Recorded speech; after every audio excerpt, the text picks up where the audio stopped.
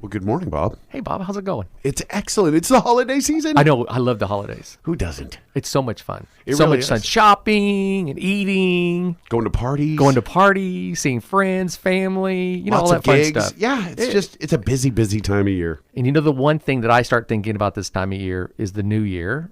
And what do you think about with the new year besides going to parties? Well, when you get to the first, you have resolutions. Exactly. Are we talking about that? Yeah, that's what we want to talk about. Because, I automatically start thinking about, okay, what am I going to do this year for a New Year's resolution or New Year's resolutions? And what am I going to do to make those happen? And I brought my friend Tiffany Larson from Napa Boot Camp to talk to us about it. Good morning. One of the things that I value about what they do is they not only help you fulfill your New Year's resolution, but they also follow up with you and talk to you and do the whole body. It's not just about working out at Napa Boot Camp. It is technically Napa Valley Adventure Boot Camp. Oh, that's it. But Napa Boot Camp's a lot easier. Why is it so hard for people to make it's not hard to make the resolution, but why is it so hard for people to keep resolutions? Do you have a theory on that? I think people have a hard time keeping them because they just throw it out into the air and hope it sticks. They don't have a game plan necessarily to go with that resolution. And I think resolutions are just an idea. And then you need to set something in stone and create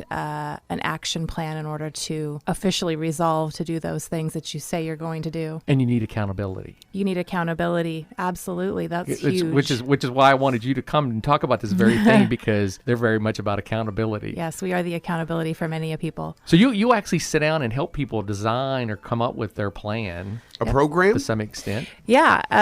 We actually have a goal achievement workshop coming up this Saturday. Which was perfect for why you were here today. Yeah. Goal, I guess, is a more appropriate word for resolution. I think a resolution is like we all say, okay, I'm really going to get better about this next year. And setting the goal is actually what it takes in order to make that happen. And then chunking it down into milestones throughout the year, and then creating a support system and putting down a plan. Because if you say, I want to lose 50 pounds in 2014, you kind of need to narrow that down a little bit. You need to come up with shorter term goals, like maybe the first 10 pounds, and then you need to come up with a game plan on how you're going to do that. So that's going to involve fitness. Now, what kind of fitness? Are you just going to run, or are you going to lift weights? And then the big one that nobody takes into consideration, they all go and join a gym, but they don't talk about nutrition. Right. And nutrition is huge when it comes to making sure that you reach that goal. And I tried last year to do the sugar thing. Yeah, remember when we did that? that? Oh my God, Yeah. It was so hard. No sugar? No, Staying under 20 grams. Yeah. Oh my gosh, you have any idea Per how hard day. it is? You can't Per have day. a Coke. There's Yeah. like 26 grams in a Coke. Well, you know what I did was I You went could barely online have a and banana. check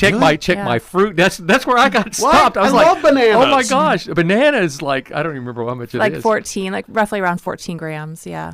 So what people really should be doing is not just thinking about, I'm going to go to the gym and work out and I'm going to lose 60 pounds. That's a good start. I mean, you've got to have that big want to and why do I want to do this? And so a lot of people, especially on New Year's, like January 2nd, they're feeling very large, bloated, maybe a little hungover, and they're like, okay, this is it. I'm going to do it. And they're feeling very motivated at that point. Oh, of course. But what you have to come up with is a game plan on how to stay motivated on January 31st and February 28th and May and June and into summer and back into the holidays again. But that goes back to what you were saying is you got the ultimate goal is 60 pounds, but take it in smaller chunks. 5 pounds a month. Look at the 5 pounds a 5 month, pounds and create a complete plan that not only includes exercise, but includes good nutrition. Yep, absolutely. Nutrition's key. And one of the things that I always liked about Napa Adventure Boot Camp was the accountability. Because Yep. you're really good about holding people accountable to achieve their goals, not your goal, but their goals. We do really encourage people to have